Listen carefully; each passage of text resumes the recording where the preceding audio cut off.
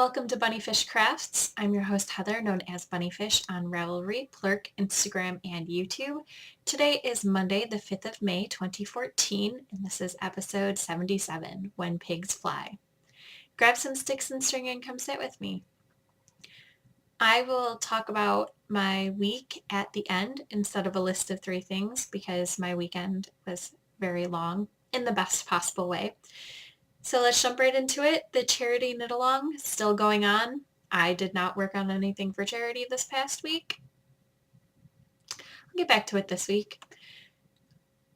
The prizes for that are the winner's choice between a pattern, $7 or less, or something made out of my stash over here. And a lot of those are up for grabs, although there are a few things in my stash that are set aside for just me. Basically, the bottom shelf, that's only for me, and then a few things on other shelves. But that will be something that the winner and I will discuss if they're even interested in that. Finished objects. First, I finished the stinky socks in time to submit it into a couple knit-alongs last month, so that was exciting. I say stinky on the bottom and have scent lines on the top. And that is officially one Christmas project finished. And it was finished in April, which is good because I have a lot of people to knit for. I know a lot of very knit-worthy people. This pattern was by Tabitha Hedrick, and it's out of the Subversive Sock book. I use Lion Brand Sock Ease in the Rock Candy colorway for the main color, so the background color, and Premier Serenity Sock in Navy for the scent lines, the contrast color. But it's not really navy, it's more like charcoal gray. And that will probably be the last time that you hear me complain about them saying it's navy when it's not navy, because I've used up pretty much the entire stash that I had of the navy color. I also finished from Tailored Fibers 100% BFL. This is a 2-ply that I fractal spun. And I really enjoyed this method of spinning. It was my first fractal, and what happens is you split the braid down the center, spin one half how it is, and then break up the other half into smaller slivers, and then spin them end to end, keeping the color repeats in order. And then when you spin, you get places where it barber pulls, but also places where the colors line up.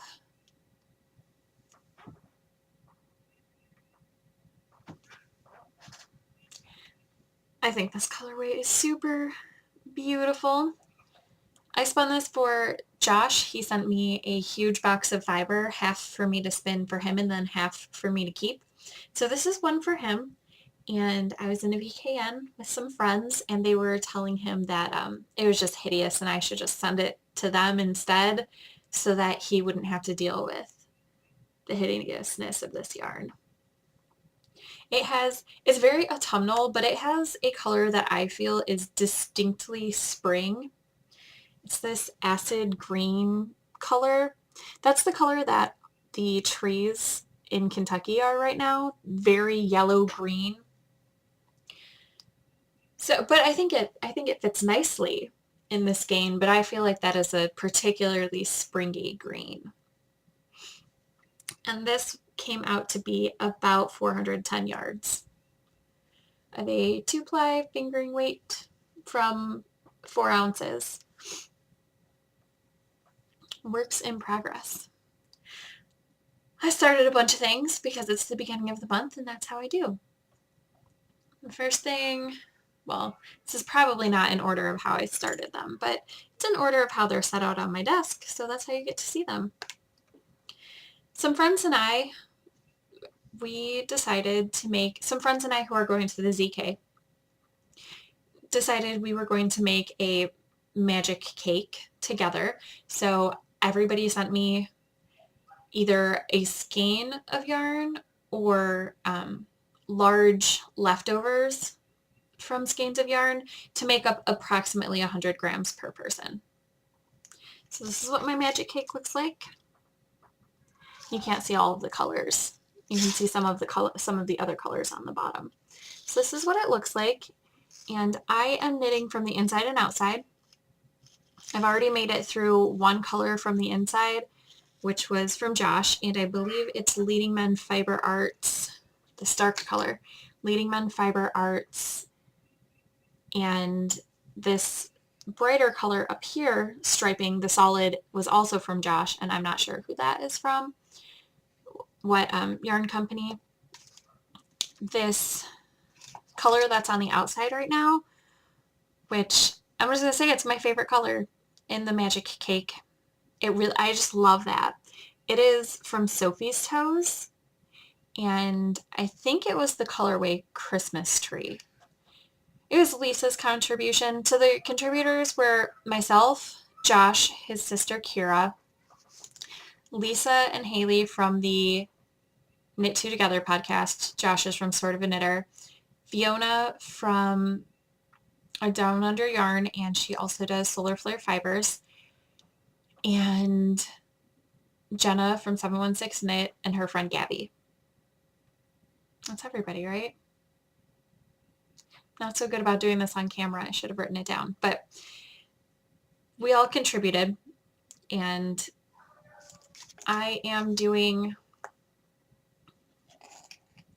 I've never made a Martina bum pattern, but this is similar, I feel, to how Martina bum patterns work. You start out small and then you get big with some sort of thing on the side.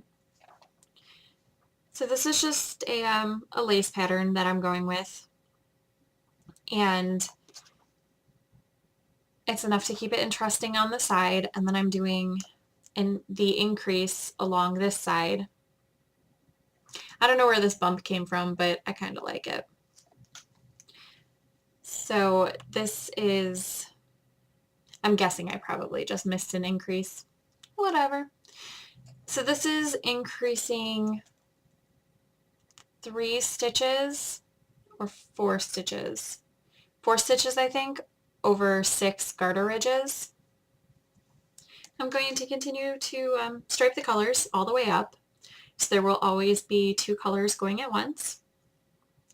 And it will continue to increase. And I don't know if I'm going to do lace on the outside edge or if I'm going to just do garter. We'll see when we get there, because I'm kind of just going with it. Found a lace pattern that I liked, put it on the side, and it's pretty mindless, which is kind of nice because this is my first thing in the morning project when I wake up at 6, an hour before anybody else in the house is awake, and I just want peace and quiet and easy. So my plan right now is about a repeat every morning. That will probably change once the rows get super long. And I'm working that on a US 4, which is a 3.5 millimeter needle. Second project. This is going to be a mousse, and where these stitch markers are is where the eyes are going to be. I'm using the pattern Milfred Mousse by Lisa Boschman.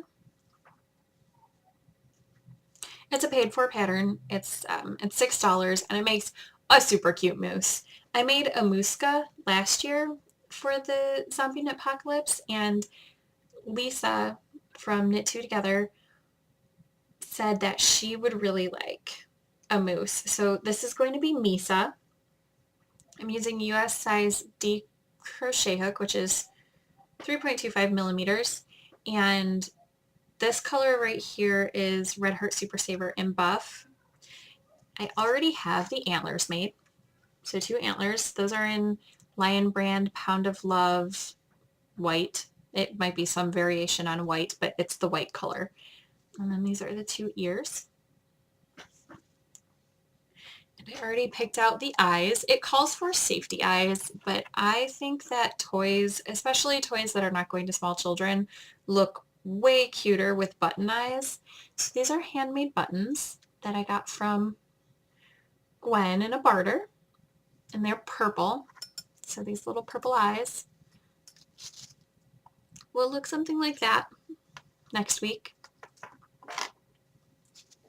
I am not a great fan of making toys. I do it, but I don't love it.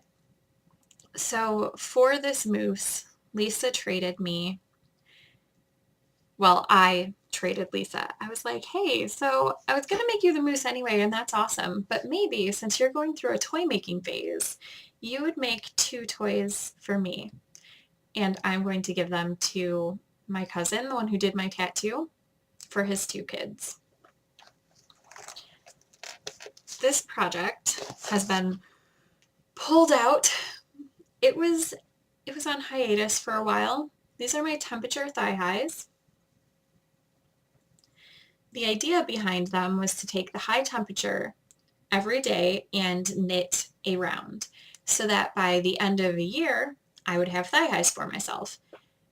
I started them on my birthday last year, and I will finish taking the temperature readings the day before my birthday, finish that round, and then hopefully finish the cuff of the thigh highs that night so I have new thigh highs as my birthday present to myself. That's the plan. We'll see how it goes. These got put aside in November, I think. After summer, I kind of set it aside a little bit, but I would catch up, once a week-ish, or if not caught up completely, I would do several rounds. But I was pretty much on track, and then November happened, and Christmas knitting happened, and I just set it aside.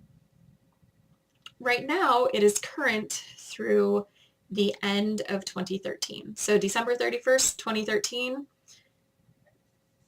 Over here started May 28th, 2013. This is what the weather looked like.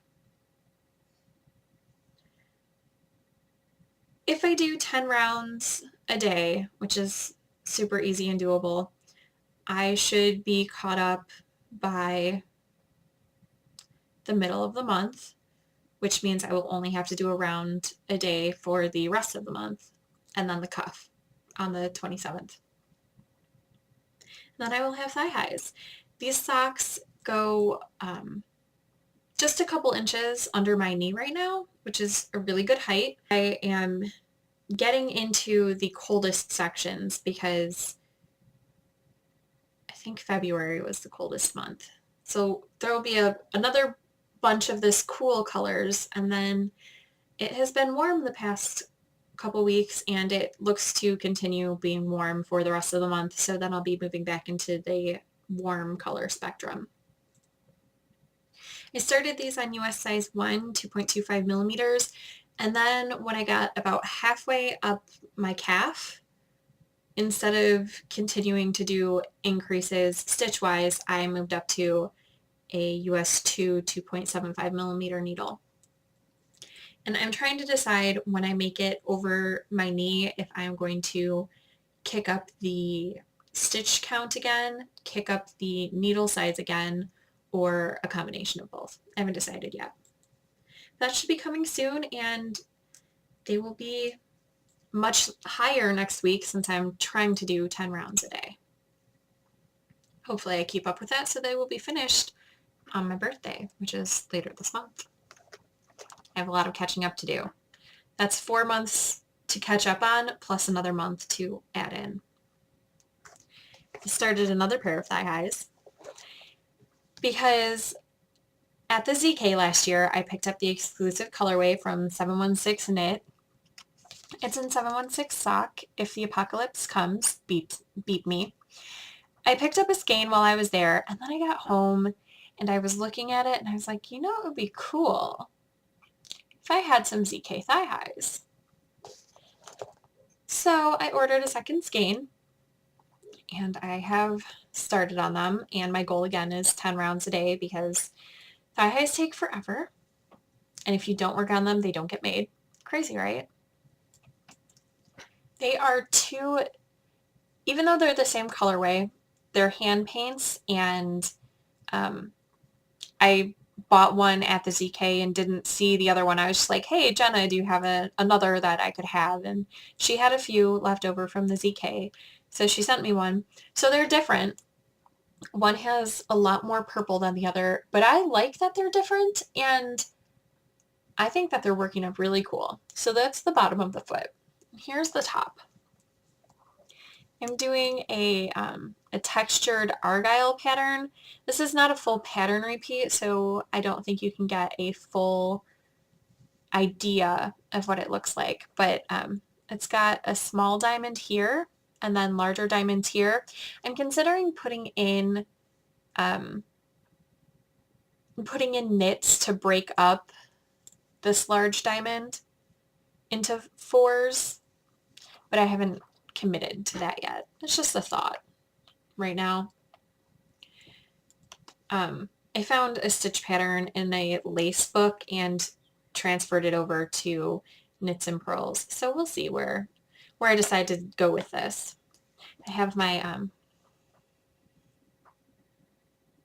little zombie stitch marker from Absolute Wonder. That was one of the one of the things in the bag, goodie bag, I guess, from the Zombie Knitpocalypse. So I have that. And I also have a 716 stitch marker. Just a little heart that says 716 on it. Thought those were the perfect main stitch markers for that project. I cast on a Mystic Spiral sock pattern by Josh Ricks. And I am currently working on the heel. So I decided to be experimental, and instead of doing the increases and decreases on the bias part of the knitting, to just work it flat. So it's got this little zigzag here. I'm going to try it on after I work the heel and see if that makes a huge difference in how the sock fits. And if it doesn't, then I'm just going to continue to do the lazy way like that when I make these socks in the future. But if it does, I will work the pattern as written. I'm also using the Fish Lips Kiss Heel for this. I bought the pattern when it came out, and I just haven't worked on a pair of socks that I could just stick it into, because I've been doing design socks and socks with patterned heels and stuff. So this is the first sock that it's for me. So if I don't like it, then whatever. And I will be able to tell right away if it's a heel that I think fits well. So that's what I'm using. I'm on the beginning half of it, but I will let you know next week if I think it fits me well and what I think about it. So far, I'm liking it. And this yarn is gorgeous. It's blues and purples and greens. It is from Illuminated Yarns in the Iridium base. Colorway is Jubilation. And there's a website, illuminatedyarns.com/shop, but it's illuminated with the word loom in the middle.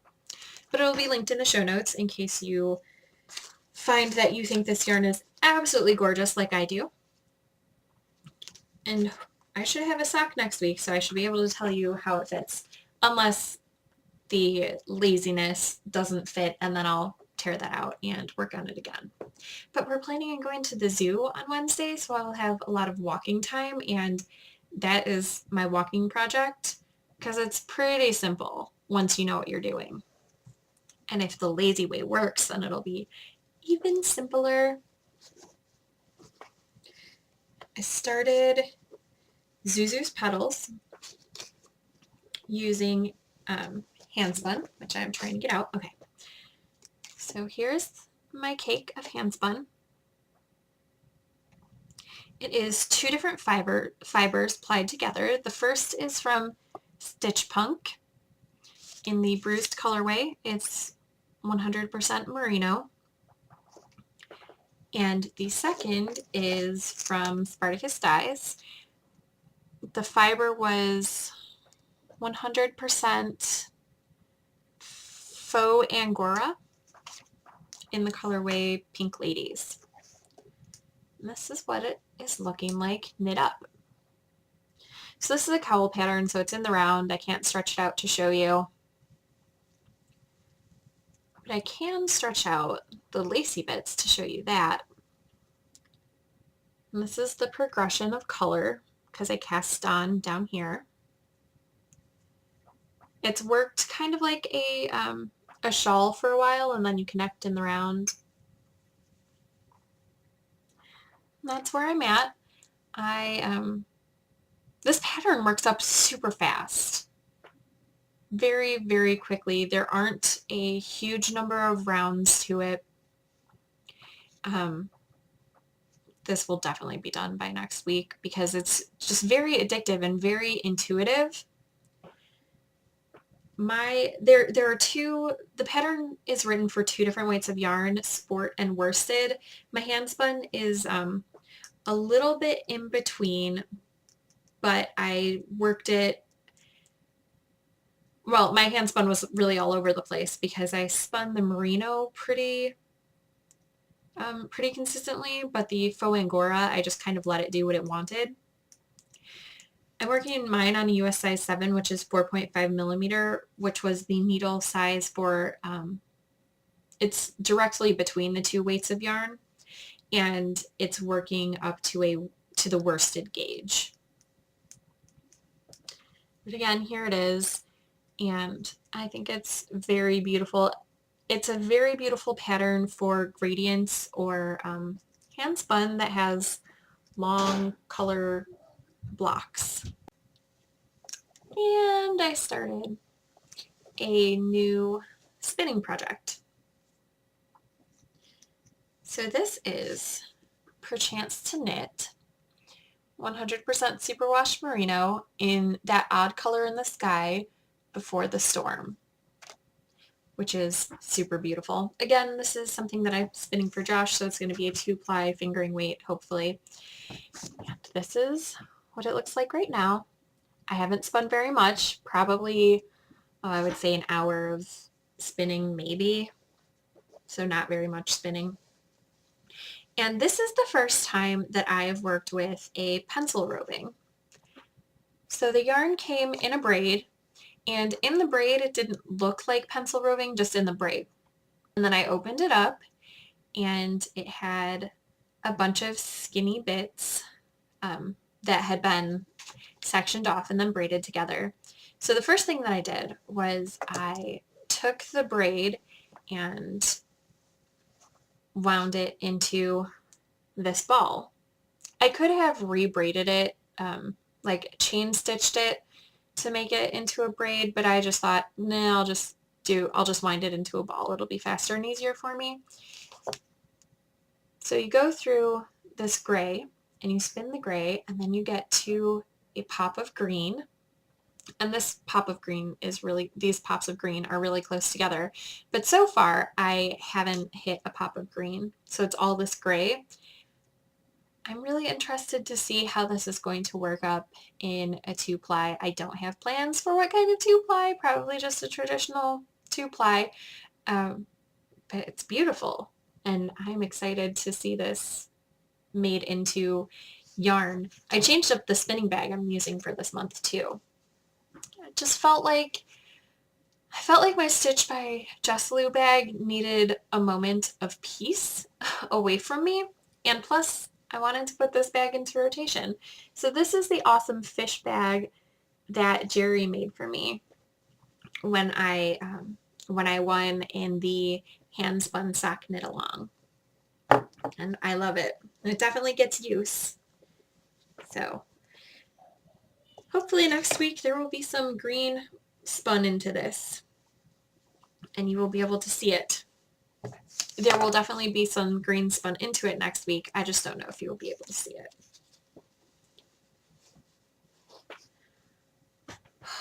pretty sure that's everything that I started in the past week. So hexapuffs. I made 8. Made 2 celebratory hexapuffs. This one has the Fair Isle pattern from the sock. And then this one is crocheted. It's not quite the same shape as others, but it's close enough and it'll be fine once it's in the blanket. This is Lion Brand Sock Ease in the Rock Color Candyway and Premier Serenity Sock in the Navy colorway. And the rest of them are Haley yarns, including the crocheted hexapuff, yes. So these, and these. I'm very close to the end of the Haley yarn, and then I will have to figure out what I'm going to use next for my hexapuffs.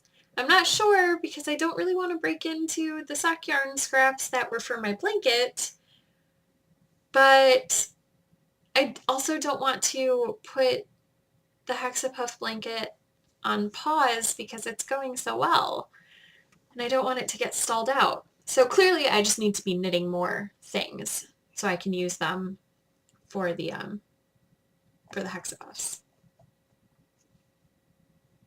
Sock yarn blanket. I also did 8. Did I say I did 8 hexapuffs? I have 127 total hexapuffs and 571 total sock yarn blanket squares. And these are all, I think they're all yarn from ZK. I'll let you know if I get to one that's not, but I'm pretty sure.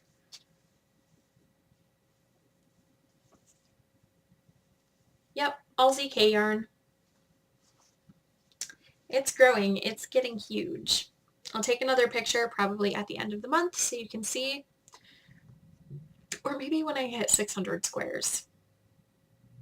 I don't know. That's 30 squares away from now. We'll see. That could be at the end of the month.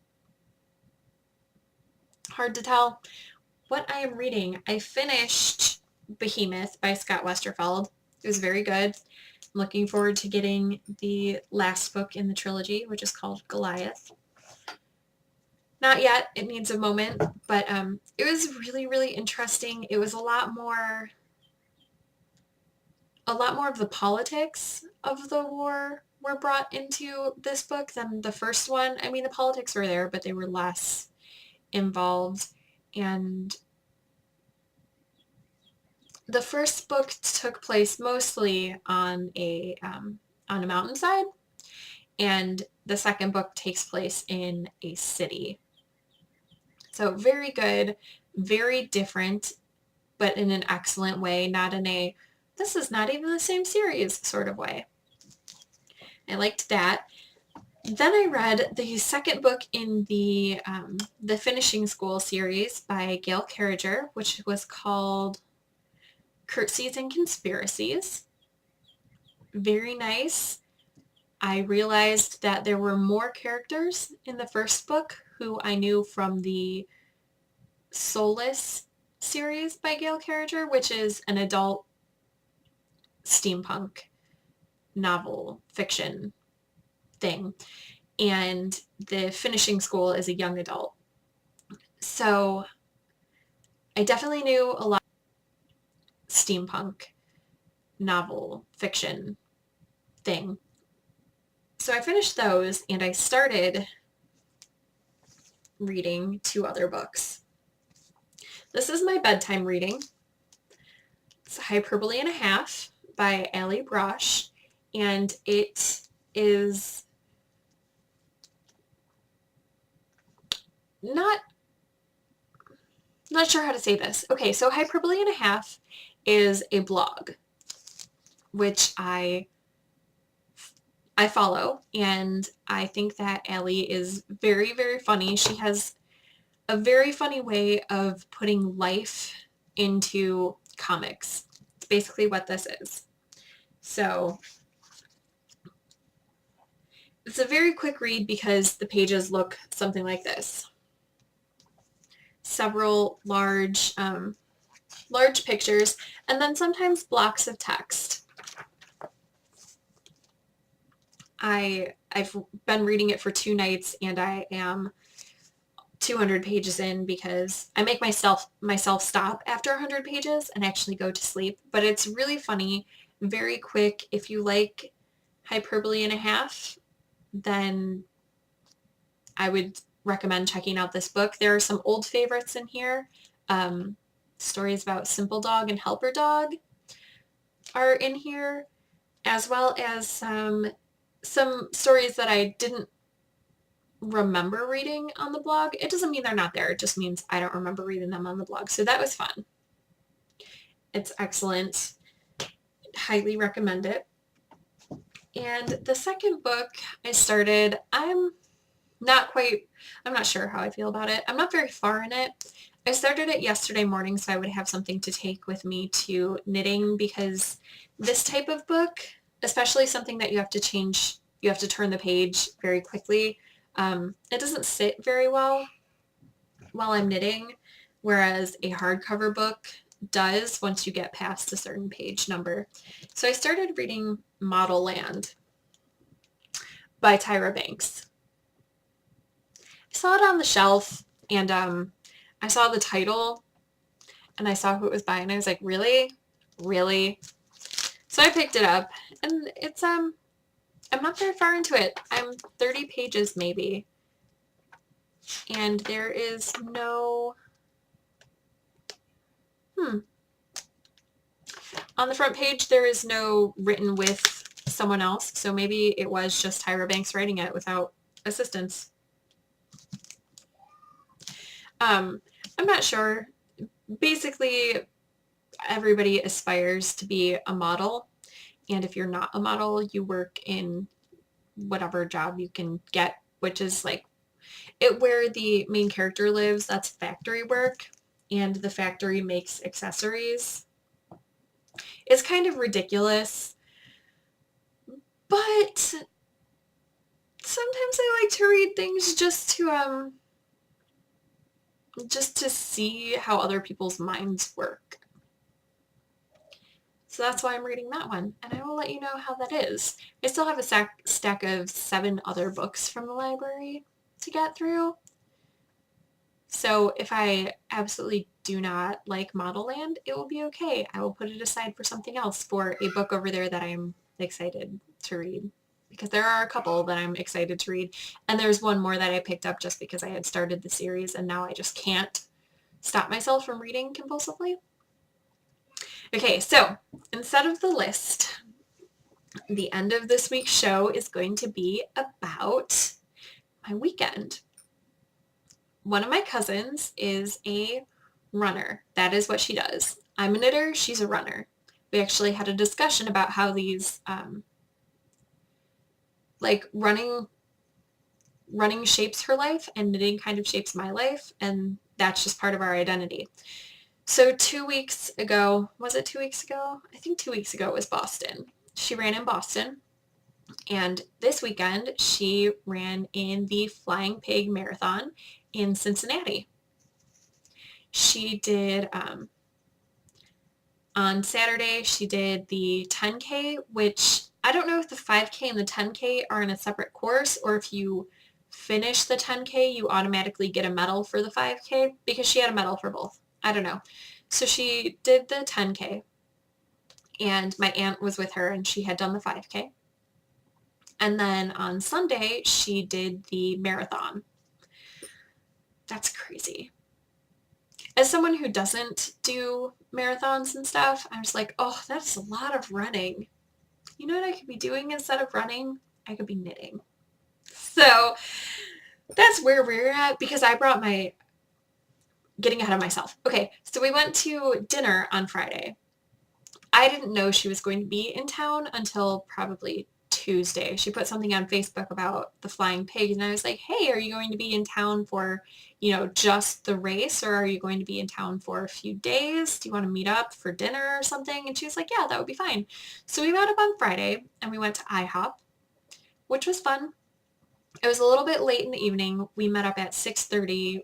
Bedtime is at 8 for the kids, and sometimes Mara goes to sleep as early as 7. She just puts herself down. So we knew we were running a risk of a meltdown, and there kind of was a small meltdown um, right at the end of dinner after Mara was finished eating. We were all waiting on Gabriel to finish eating his pancakes. Um, and she was ready to go, and I was like, we can't go because Gabriel's still eating, and she climbed under the table and sat down there and kind of like made a pound face. And that was the extent of the fit throwing, so that wasn't too bad. Um, but we were at high in the evening. We met up at 6:30. Bedtime is at 8 for the kids, and sometimes Mara goes to sleep as early as 7. She just puts herself down. So we knew we were running a risk of a meltdown, and there kind of was a small meltdown um, right at the end of dinner after Mara was finished eating. We were all waiting on Gabriel to finish eating his pancakes. Um, and she was ready to go, and I was like, we can't go because Gabriel's still eating, and she climbed under the table and sat down there and kind of like made a pound face. And that was the extent of the fit throwing, so that wasn't too bad. I don't get to see my family that often, living, 6 hours away. And I haven't seen my cousin, like really gotten to spend time with her, probably in a decade. Yeah, I would say that's probably accurate because after high school, I went away to college, and then when I wasn't in classes, I was working. I also saw her when I went to Michigan in February because of our grandpa passing, and we talked a little bit there, but like 5 minutes. So it was nice to have a whole meal with my cousin and my aunt, being able to talk and tell stories, and it was a fun time. While they were there, they mentioned, well, we were at dinner, they had mentioned how they wanted to go to the aquarium, and I was like, oh yeah, the aquarium's great. The Newport Aquarium is really, really nice. Um, it's very clean. There's a lot to see there, several exhibits. So if you're in the area in Cincinnati, hop over to the other side of the river, check out Newport Aquarium. And I said, oh, there's this one exhibit that we haven't seen yet, so we'll be going to the aquarium soon, blah, blah, blah. And as we were all getting ready to leave, they were like, hey, do you want to meet up tomorrow and go to the aquarium? I don't know if you have plans, so it's okay if you're busy, but we didn't have any plans. So we decided to meet up for lunch and go to the aquarium. Well, they did their 5 and 10K, and then there was all the after race stuff, and it was getting on to lunchtime. So my cousin said, hey, do you want to meet up at 2 and you guys can just do lunch on your own? Sorry, this is taking longer than anticipated. It's like, oh yeah, sure, no problem. So we had lunch, and then we left to go to the aquarium, and we met up there, and that was really fun because the aquarium's kind of huge. There's a lot to see. And for the first several rooms, Mara did not go bolting off, as she normally does. We have year passes to the aquarium, so we've been, I would say, at least 10 times in the past year. So Mara already knows what she likes to see, and she likes to run from what she likes to see to what she likes to see. But for the first several rooms, she didn't. And that was nice because I got to talk to my cousin and my aunt and point out cool things. It was very crowded because along with the Flying Pig Marathon weekend happening in Cincinnati, across the river in Newport, there was a art, wine, and jazz festival. So there were tons of tourists in the aquarium. And plus it was the weekend. The aquarium's always busy on the weekends. So there were so many people that sometimes you couldn't see the signs and stuff. So it was kind of fun because I've been there so often. I know what some of the fish, like the really cool looking fish, I know what type of fish they are. And there's an octopus tank in the middle of a room, and the octopus likes to hide. So most of the time, especially when it's really crowded, if it's a weekday and there aren't many people, then the octopus does cool things. But it was really crowded, so the octopus was just kind of like, I'm not dealing with all these people. So I pointed out the octopus, and that was fun because they would have totally missed it. And it was nice to be able to point things out to them. I don't know why it was nice. It just was. It was just a lot of fun. And then Mara bolted. So when we go to the aquarium, the guys stick together and Mara and I stick together. So I didn't know where Steve and Gabriel were through the aquarium, but figured that Mara and I would beat them to the end because that's how it always is. Even if they get ahead of us, there's the room where the octopus is, there's also the clownfish, and Mara easily spends like 10 minutes pointing out Nemo and Marlin over and over again. So even if they move past us in that room, Mara usually bolts to the like 3 things she likes to see, and then we meet them at the end. So that's what happened. We went ahead and left my cousin and aunt behind because it was their first time at this aquarium and possibly my cousin's first time at any aquarium. I'm not 100% sure, but I feel like that was mentioned. So I wanted them to be able to take their time and enjoy the aquarium because, you know, the next time they're going to be in town is next year, and that's a long time before another aquarium visit, or maybe next year they want to do something else. Who knows? So Mara and I just went, and we went outside.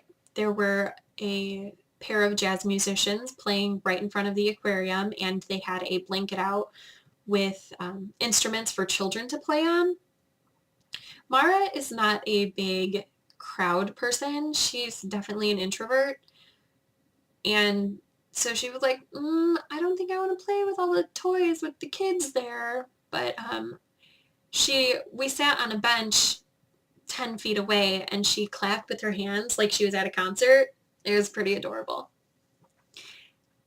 And then Steve and Gabriel came out because, you know, we go there pretty frequently. So we passed them. There's a tank with sharks, you know, small sharks that you can pet the sharks. So we passed them when they were stopped there because that's a huge draw for Gabriel. He loves petting the sharks. And we went outside, and then they came out, and Steve was like, oh, where's your cousin? And I was like, I don't know. She's probably still in there. It's the aquarium. You know, there's a lot to see, and it's her first time here. It's not like us going through. So we went to a candy shop. There's a candy shop right next door, and I like to go there to get a bag. They sell candy by weight and also, you know, just novelty candies and stuff. I like to get a bag of mixed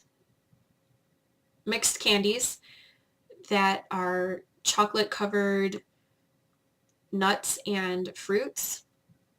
They have cashews, peanuts, raisins, almonds, cherries, all sorts of things. So I usually get that, and then Gabriel gets a bag of usually mixed gummies because they have gummy sharks and lobsters and penguins and aquarium tie-ins. And then they also have these hard candies that look like Legos. So Gabriel usually gets some of that too. So we got that, and we went outside. Steve asked if I knew where my aunt and cousin were, and I was like, they're probably still in the aquarium, you know? Like, just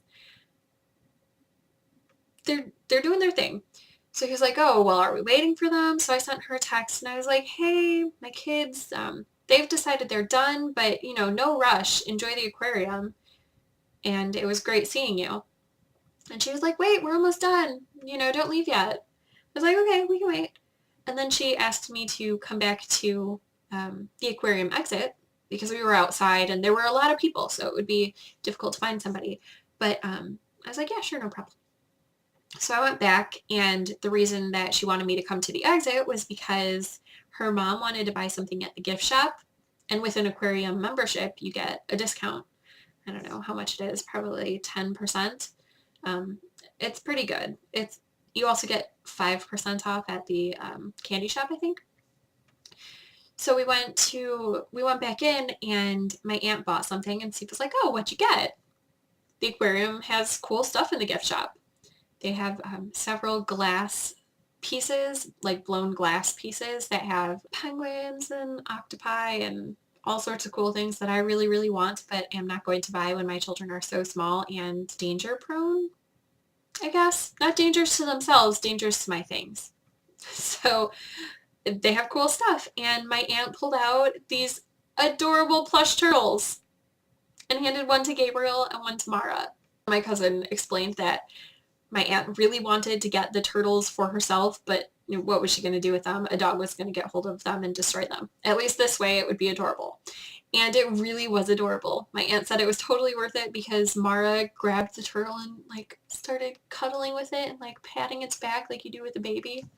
It was super cute. My children cuddled with their respective turtles on the way home, and it was adorable. So it was just a really great weekend visiting with my aunt and cousin. After the aquarium, we talked a little bit more, and then we went our separate ways because they had their, my cousin still had a marathon to run the next day. So she had to go and carb up and stuff. I don't know. All the things that runners do before marathons. I don't know. I'm not a runner. It was fun. It was a lot of fun. And I'm slightly less homesick now. Even though I've lived in Kentucky for a while, my home is still where my family is, and I miss them a lot. So it was good. It was good times. I hope you made something fantastic with your sticks and string this week, and I will see you next week. Bye.